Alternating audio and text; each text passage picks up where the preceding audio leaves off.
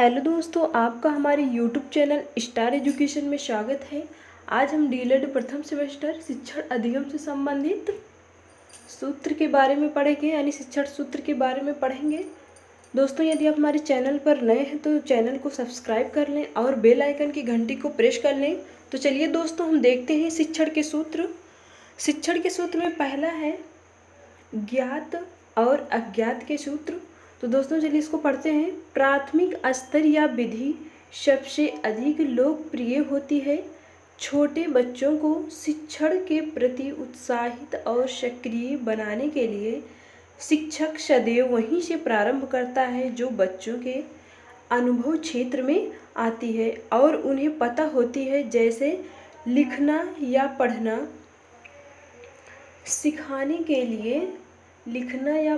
सिखाने के लिए चित्रों का सहारा लिया जाता है। बच्चे आसपास देखकर चित्र पहचान जाते हैं कि यह पंखा है और उसका उच्चारण भी जानते हैं। उसी से उन्हें प और ख वर्णों के स्वरूप और लिखाई से परिचित कराया जाता है। तो दोस्तों अगला देखेंगे हम मूर्त से अमूर्त की ओर। इस सूत्र को स्थूल से सूक्ष्म की ओर या प्रत्यक्ष से अप्रत्यक्ष की ओर भी कहा जाता है।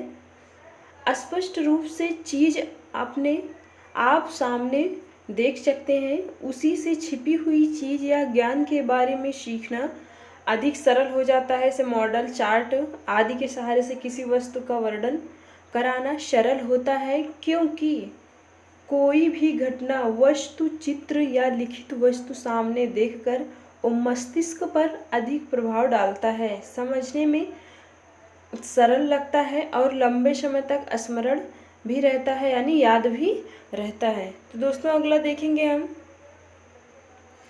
सरल से जटिल की ओर देखेंगे। तो वैसे तो यह सूत्र विधि हर स्तर पर उपयोगी सिद्ध होता है, परंतु प्राथमिक स्तर पर कठिन भाग तक जाता है। जैसे लेखन शिक्षण सदैव आदि तिरछी रेखाओं से शुरू होता है, यानी जो लेखन शिक्षण होता है तिरछी रेखाओं से शुरू होता है।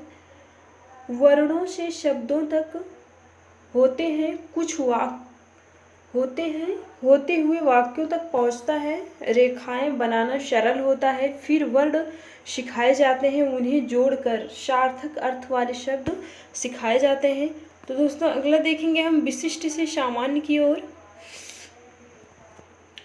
यह सूत्र माध्यमिक स्तर से आगे के स्तरों पर अधिक प्रभावपूर्ण रहता है, यानी विशिष्ट से सामान्य की ओर का सूत्र अधिक प्रभावशाली होता है। किसी विशेष वस्तु के बारे में जानकर उससे जुड़ी अन्य सामान्य बातों का ज्ञान लेना अधिक सरल और रुचिकर होता है। जैसे पंखे के बारे में सभी जानते हैं और यह एक विशेष प्रकार की मशीन है।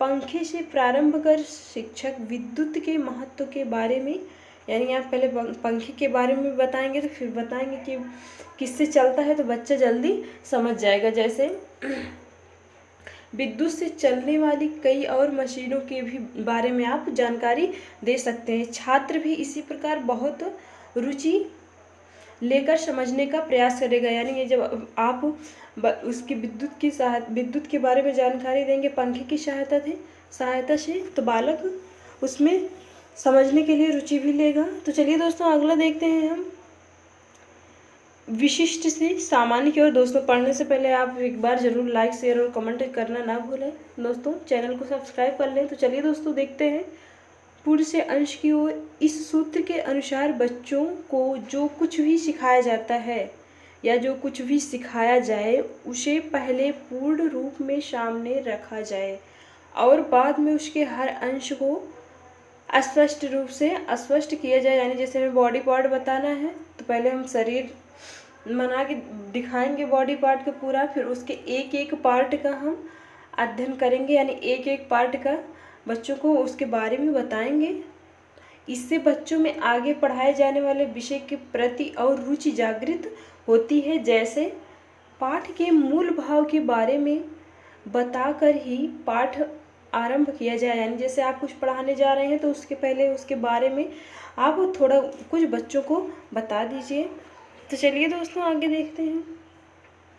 इससे बच्चे मूल भाव से जोड़कर पाठ के हर अंश को सही से समझ भी पाते हैं। उसी प्रकार विज्ञान में हमारे शरीर के बारे में थोड़ी जानकारी देकर एक एक करके शरीर के हर अंग की जानकारी दी जाती है। तो दोस्तों ये था पूर्ण से अंश की ओर का सूत्र। अगला सूत्र देखेंगे।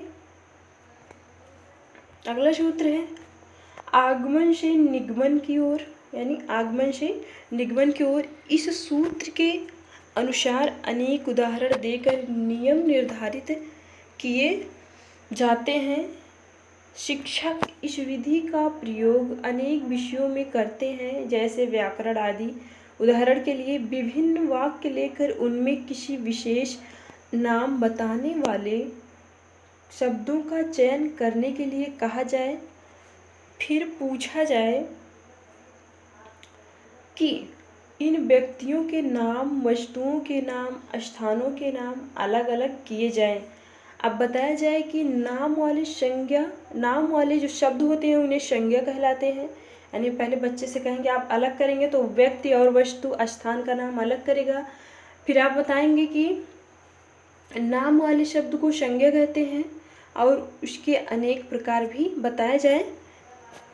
तो दोस्तों ये था आगमन से निगमन की ओर। आगे देखेंगे हम निश्चित से अनिश्चित की ओर। यानी देखी हुई वस्तु के विषय में बालक अपनी सुविधा और आवश्यकता के अनुसार कुछ अनिश्चित विचार रखता है। इन्हीं अनिश्चित विचारों के आधार पर निश्चित एवं अस्पष्ट विचार बनाए जाने चाहिए। अस्पष्ट शब्दार्थों से अस्पष्ट, निश्चित तथा सूक्ष्म शब्दार्थों की ओर बढ़ाया जाए। उदाहरण के लिए हम देखेंगे घटना वर्णन के आधार पर सभी छात्रों की राय जानी जाती है और फिर शिक्षक उस पर अपने स्पष्ट विचार रखता है। यह इस प्रकार हुआ और इसका यही परिणाम होगा। अगला देखेंगे अनुभूति से तर्क युक्ति की ओर।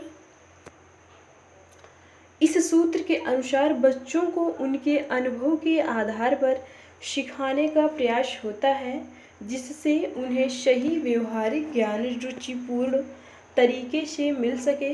कक्षा में बच्चों से विभिन्न स्थितियों में हुई अनुभूतियों पर चर्चा की जाती है और उस आधार पर शिक्षक उन्हें उससे संबंधित तर्क से अवगत कराता है।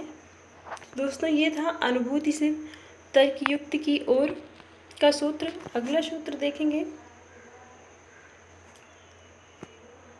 विश्लेषण से संश्लेषण की ओर। यानी उच्च स्तर पर प्रयोग होने वाला यह सूत्र कहता है कि एक बार शब्द, वाक्य, भाव या अर्थ का विश्लेषण करके उसे छोड़ न दिया जाए, वरना बाद में उनका संश्लेषण करके स्पष्ट सामान्य विचार बनाने की ओर छात्रों को उन्मुख या प्रोत्साहित किया जाए।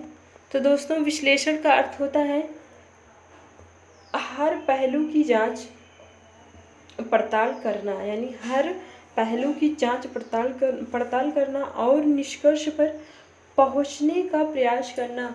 संश्लेषण का अर्थ होता है एक सही निष्कर्ष पर पहुंचकर उस ओर सार्थक बनाने के लिए सही तर्क उसमें मिलाना या जोड़ना। तो दोस्तों ये था संश्लेषण से विश्लेषण की ओर। अगला देखेंगे हम मनोवैज्ञानिक से तार्किक की ओर। अगला सूत्र देखेंगे मनोवैज्ञानिक से तार्किक की ओर। इस सूत्र पर यानी यह सूत्र इस बात पर ध्यान देता है कि पहले वह पढ़ाया जाए जो छात्रों की योग्यता एवं रुचि के अनुकूल हो। तत्पश्चात विषय सामग्री के तार्किक क्रम पर ध्यान दिया जाए।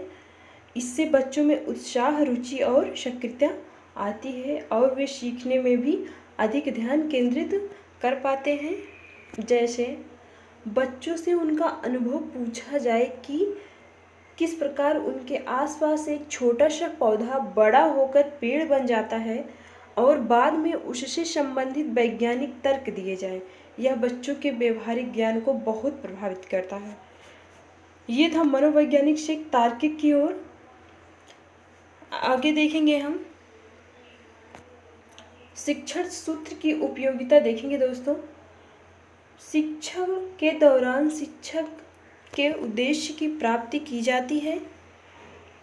शिक्षा का महत्वपूर्ण और अंतिम लक्ष्य छात्रों के व्यक्तित्व का सर्वांगीण विकास करना होता है। इस दृष्टि से शिक्षण का मुख्य उद्देश्य अधिगम होता है। छात्रों में अधिगम प्राप्ति को सुनिश्चित करना शिक्षक का प्रमुख दायित्व होता है। अपने दायित्वों की कुशलतापूर्वक निर्वहन हेतु शिक्षक के लिए यह आवश्यक है कि वह शिक्षण की कला में दक्ष व निपुण हो। शिक्षण सूत्र इस कार्य में उसके लिए मार्गदर्शक की भूमिका निभाते हैं। इनके प्रयोग द्वारा वह अपने शिक्षण को सरल, रुचिकर तथा उपयोगी बना सकता है। साथ ही साथ इनके प्रयोग द्वारा हुए बच्चों के संप्राप्ति को अपेक्षित स्तर तक पहुंचा सकता है।